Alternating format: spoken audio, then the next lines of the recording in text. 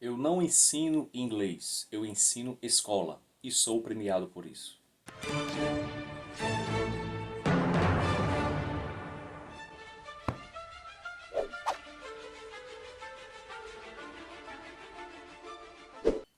Fala pessoal, muito bem-vindos ao canal Ler é Preciso. Eu me chamo José Lopes. Nesse vídeo falarei sobre o livro de John Taylor Gatto, Emburrecimento Programado, o currículo oculto da escolarização obrigatória.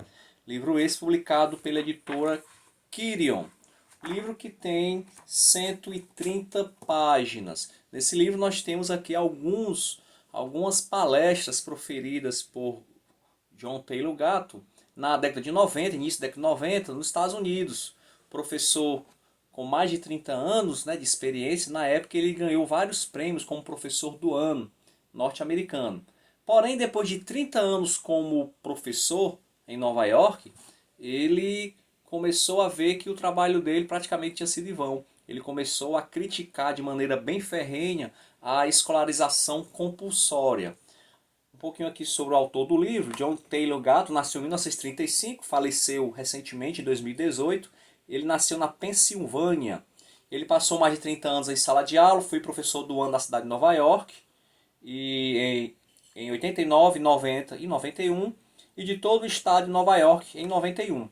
Nesse mesmo ano anunciou que deixaria as classes por não querer mais ganhar a vida machucando crianças e passou a se dedicar integralmente a escrever e dar palestras contra a escola obrigatória. Ele enfatiza a diferença entre famílias ou comunidades e redes operacionais, as networks, seus substitutos maléficos. Tá? Então, com esse livro, ele inspirou milhares de pais a tirar os filhos da escola e praticar a educação domiciliar. Então, vamos lá. O livro é dividido em 5 capítulos. O primeiro capítulo chama-se O Professor de Sete Lições, que é o discurso que ele faz no ano de 1991, na cidade de Nova York, quando ele recebe o prêmio de professor do ano. Então, ele vai falar sobre 7 lições e o professor, tá? O professor de 7 lições, e são críticas, né? Primeira lição, confusão. A segunda lição, que a escola, né, ensina a posição de classe. A terceira, a indiferença. A quarta, a dependência emocional. A quinta, a dependência intelectual.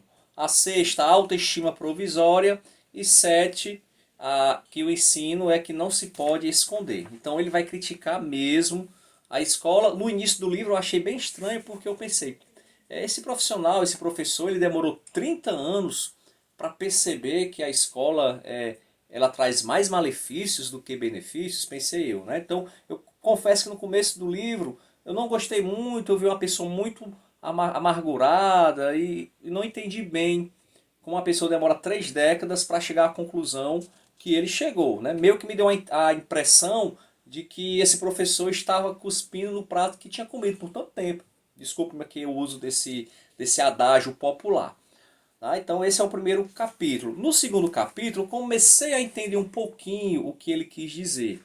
O segundo capítulo, a escola psicopata, a partir da página 57, mais críticas à escola. Chama de escola psicopata. Tem algumas frases aqui bem contundentes do Gatto, que é o autor. A verdade é que as escolas não ensinam nada, de fato, a não ser a obedecer ordens. Temos de perceber que a instituição escolar escolariza muito bem, embora não eduque. Isso aqui eu concordo com ele. Eu como professor, já há 20 anos, professor de física da rede pública e da rede privada, eu sempre critiquei esse termo de dizer que a escola ela educa. Eu não sou educador, eu sou professor de física, professor de matemática, que tento dar bons exemplos aos meus alunos. E eu sei que muitos seguem os nossos bons exemplos, nossos conselhos, mas a educação é o papel da família. Infelizmente a família parece que tem se tornado uma instituição quase falida, né? Em muitos casos, evidentemente, não querendo generalizar, e muitas vezes o professor acaba assumindo um pouco esse papel de família quando a gente vê que uma criança, um adolescente não tem referencial nenhum de família. Mas esse não é a principal, não era para ser a principal função da escola. Não era para ser a função da escola. Pessoas bem escolarizadas são irrelevantes. Elas podem vender filmes e lãs de barbear, organizar papeladas, falar ao telefone, sentar indiferentemente diante de uma luminosa tela de computador. Mas como seres humanos são inúteis. Então ele vai trazendo várias frases, sempre criticando.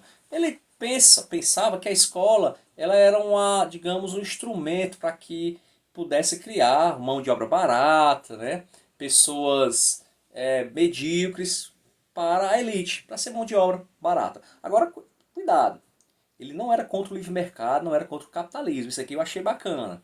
Ele vai dizer aqui em algum momento que ele era a favor do o livre mercado na educação. Já já a gente chega lá.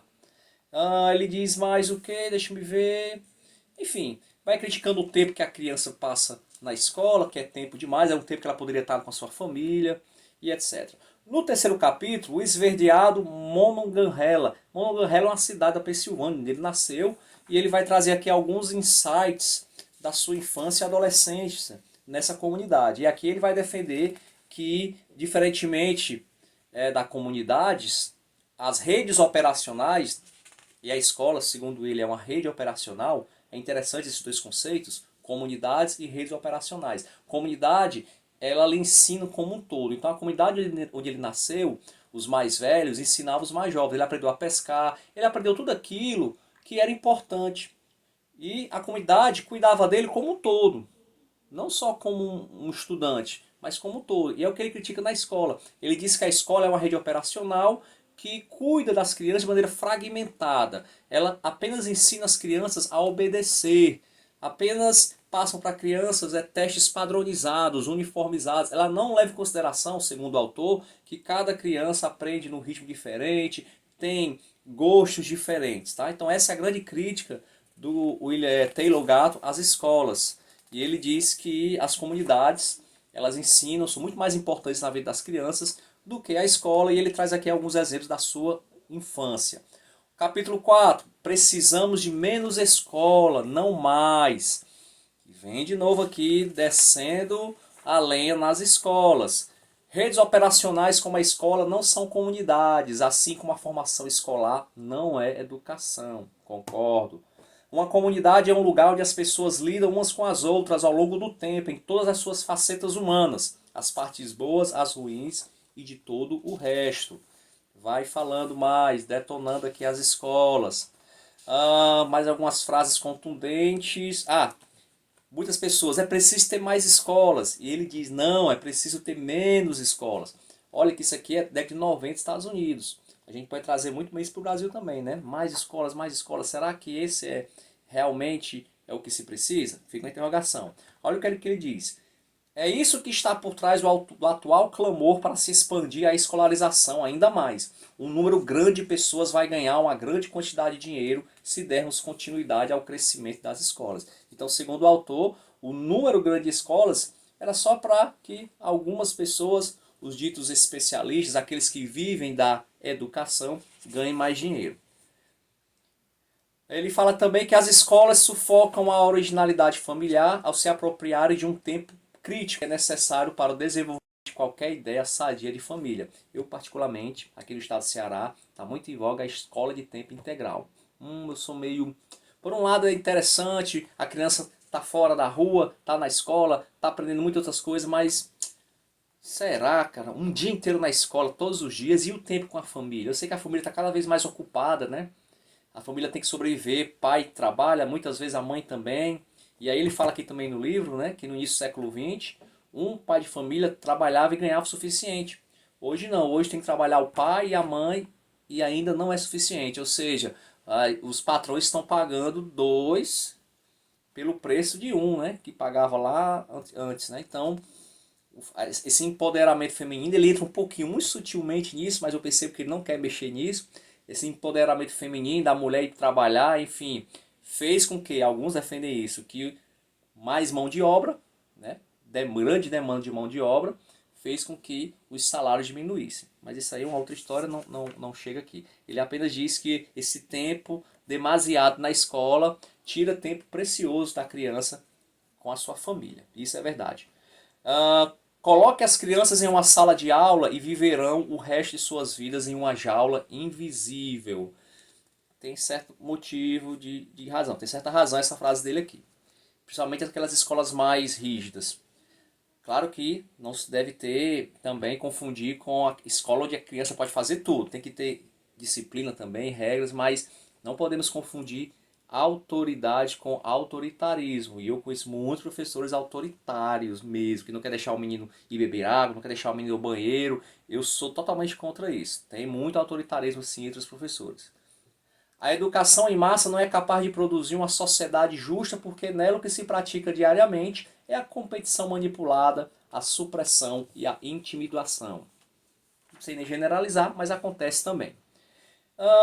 Pronto. Aqui sobre o livre mercado. Olha o que ele diz.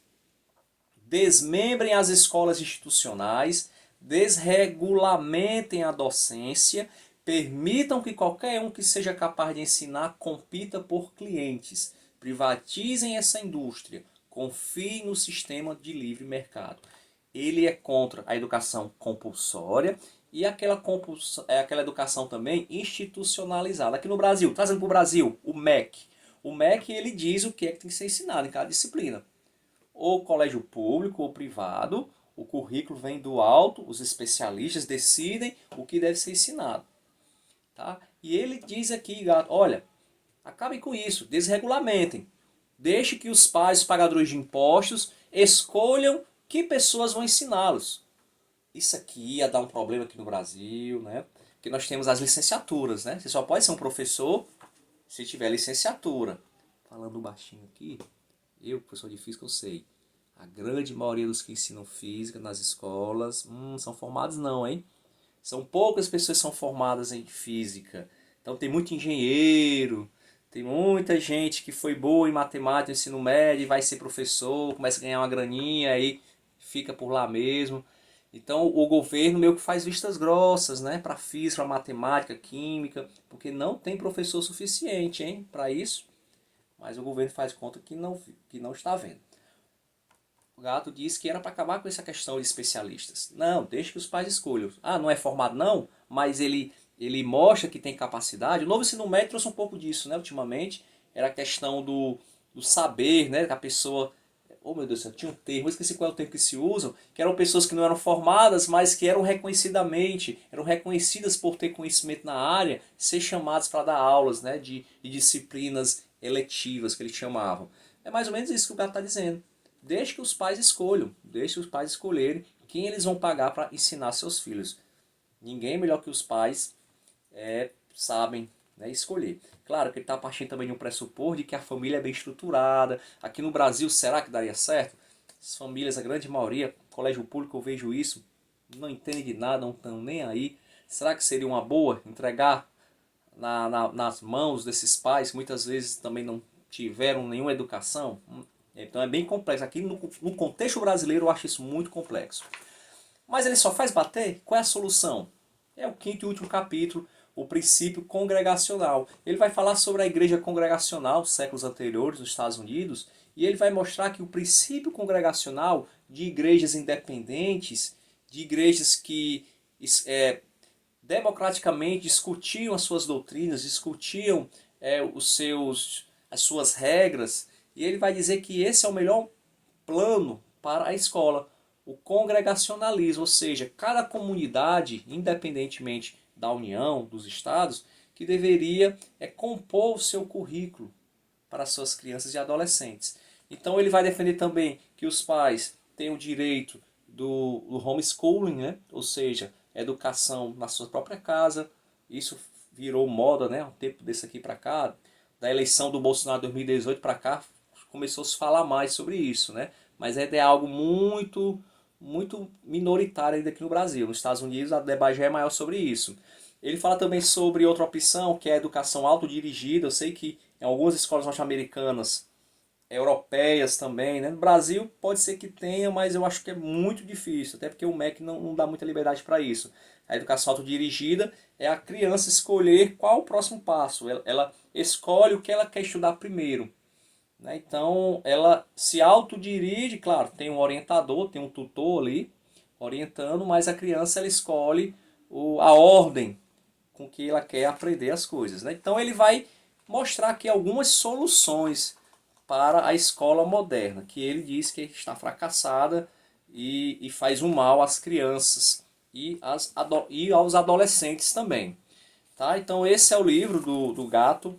É um livro que no começo eu tive um baque, né? Até porque eu sou professor também. Mas depois, pensando com calma, eu vi que realmente tem muita coisa a ser mudada na escola. Acabar a escola talvez não seja a solução, principalmente aqui no Brasil. Mas eu tenho me refletido ultimamente e visto que cada vez menos a escola tem sido relevante. Ela tem sido cada vez menos relevante na vida dos adolescentes. É necessário realmente uma reforma profunda. Mas não é reforma de currículo, não é isso. É reforma mesmo do objetivo da escola. E isso tem que ter família no meio para ajudar, mas as famílias estão quase falidas, na sua grande maioria. É complicado, não é? Eu particularmente, depois de 20 anos como professor, eu chego à conclusão que eu não sei. Eu sinceramente não sei como melhorar a situação da educação brasileira. Eu não sei. Talvez as novas gerações que estão chegando aí consigam, mas eu estou continuando dando o meu melhor, mas eu vejo que essa educação compulsória, essa obrigação obrigatória, que o governo oferece dinheiro para o aluno estar estudando, né, tá indo para a escola, que no final é quase que decretada a sua aprovação também, automática. Eu olho e vejo que o meu trabalho tem quase nenhuma relevância na vida desses jovens. É uma pena, né? Mas eu também não vou ser tão radical como o gato. Eu acho que a escola tem o seu papel sim social e é importante. Mas muitas das críticas do gato são importantes sim e são verdades. Tá? Então, você que gosta de educação, que é educador, quiser dar uma lidinha nesse livro, eu acho que vai clarear muita coisa, ou então trazer mais confusão para sua cabeça, não sei. Mas é um livro que eu indico, é um livro que é baratinho, acho que é R$ 25 na Amazon, livre, leitura rápida, e é mais um livro lido, mais um livro resenhado aqui no canal. Se você tiver ficado até aqui, o vídeo ficou um pouquinho longo, espero que você tenha gostado. Se gostou, se inscreva, dê um like, até a próxima, e vamos ler porque ler é preciso.